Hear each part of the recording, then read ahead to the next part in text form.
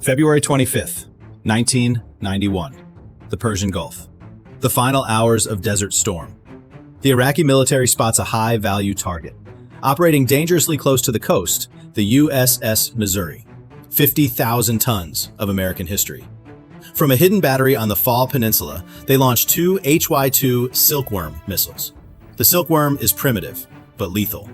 It carries a 1,000-pound warhead. It flies subsonic, skimming the wave tops to hide from radar. If it connects, it doesn't just disable the ship, it snaps the keel in half. The silence is shattered by the electronic scream of the SLQ-32 sensors. Two contacts break the radar horizon, fast, low, inbound. The fleet has seconds to react. The USS Missouri fights back with chaff. She explodes a massive cloud of aluminum foil into the sky, creating a wall of static designed to blind the enemy radar. One Silkworm takes the bait and crashes harmlessly into the water. But the second missile stays locked. It is closing on the hull. This moment changed naval warfare. Operating beside the Missouri is the British destroyer HMS Gloucester. Her crew detects the threat. They don't hesitate. The Sea Dart system engages. Two missiles intercept the Silkworm mid-air, destroying it just seconds before impact. It was the first confirmed kill of an incoming anti-ship missile in combat history.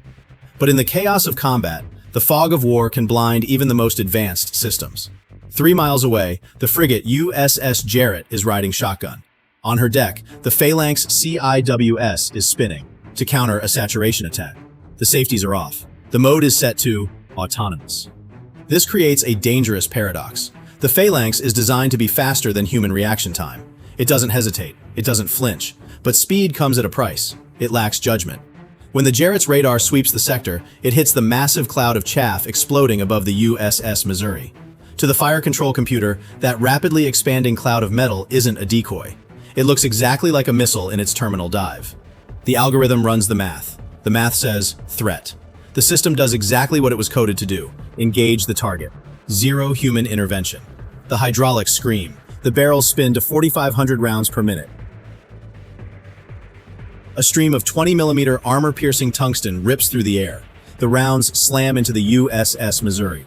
4 armor-piercing slugs penetrate the superstructure, bypassing the armor and striking the captain's cabin. This wasn't an accident. It was a calculation error. A textbook case of blue on blue. The last line of defense became the primary threat, not out of malice, but out of a limitation in the code. That was 1991. Now, look at the USS Gerald R. Ford today. $13 billion, the apex of naval engineering, nuclear-powered, electromagnetic launch systems. And what is bolted to the side of that futuristic flight deck? The same gun, the same silhouette. The Navy calls it the last line of defense. I call it a blind madman. Why? Why do we bolt a piece of Cold War hardware that shoots its own friends onto the most advanced warship in human history?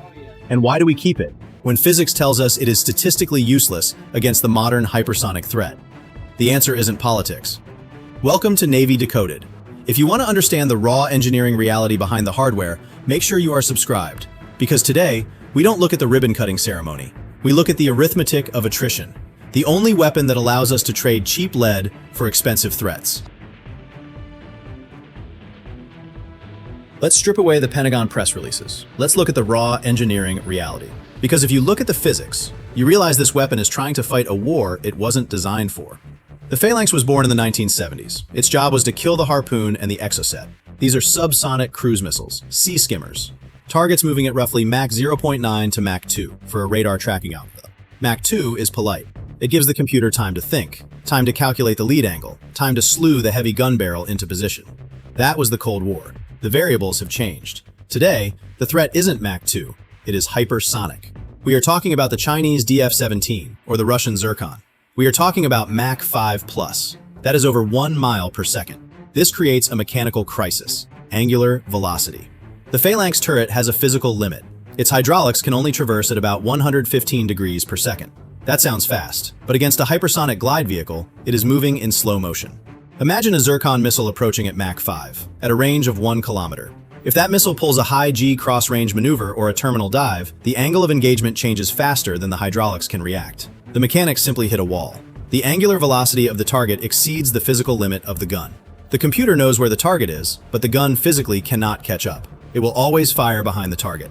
It is chasing a ghost. And it gets worse. The modern hypersonic glide vehicle doesn't just fly fast, it maneuvers randomly. The Phalanx fire control computer relies on lead point prediction. It assumes the target will continue on a smooth, predictable path. But when the target is jinking randomly at Mach 5, those algorithms become useless. You cannot predict the future of a chaotic variable.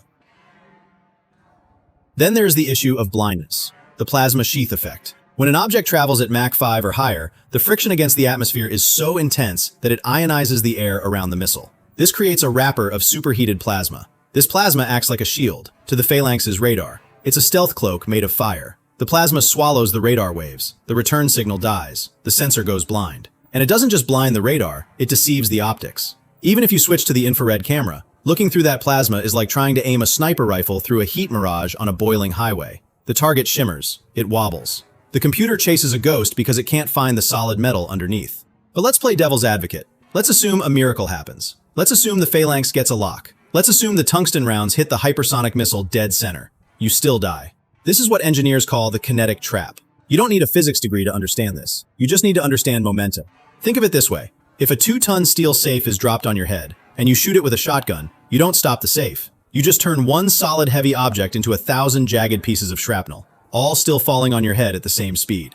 If the Phalanx shreds a hypersonic missile, the wreckage doesn't stop. Physics dictates that the debris keeps moving forward at Mach 5. So, instead of being hit by one solid missile, your ship is hit by a supersonic shotgun blast of burning titanium, unspent fuel, and warhead fragments. This debris field hits the ship with the force of a freight train. It shreds the radar arrays. It tears through the unarmored hull. It ignites the jet fuel on the flight deck. Against a hypersonic glide vehicle, the Phalanx is not a shield. It is a placebo.